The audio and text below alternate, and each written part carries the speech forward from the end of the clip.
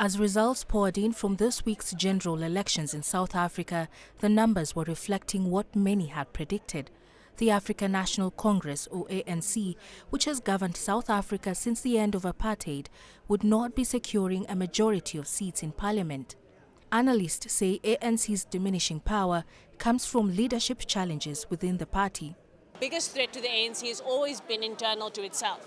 One of the reasons why you don't see the ANC really having this kind of big debate with the opposition oftentimes is because they know the real power struggles are within themselves. And so now for the first time, I think in at least 10 years, I mean, people could definitely say the EFF was the last big breakaway from the ANC. The ANC is now confronted with itself, but I think in its biggest challenge with a former president of the ANC leading the charge.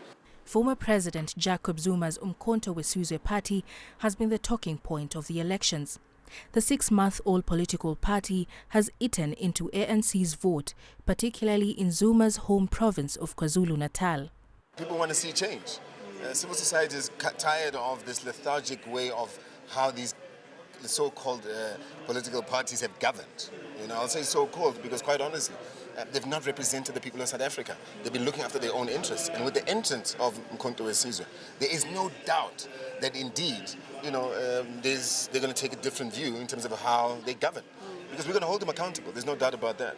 The ANC has won every election since 1994, but over the last decade, South Africans have watched the economy stagnate, unemployment and poverty climb, and electricity infrastructure crumble, leading to regular power outages.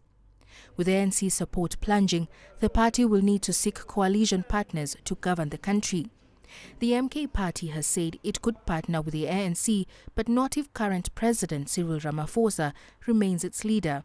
The opposition Democratic Alliance says it is also open to a coalition. I think no matter what kind of coalition we see, many of the fundamentals that underlie South Africa will remain true. Our independent judiciary, our vociferous media and civil society. And even if there's a coalition of the left or a coalition of the right, I firmly believe that a number of the policy positions that the ANC has adopted are fundamentally popular, even if the ANC itself isn't anymore. As voters await the announcement of final results by Sunday, one thing remains the same: the hope for their priorities to be addressed by the new government. Caroline B., CGTN.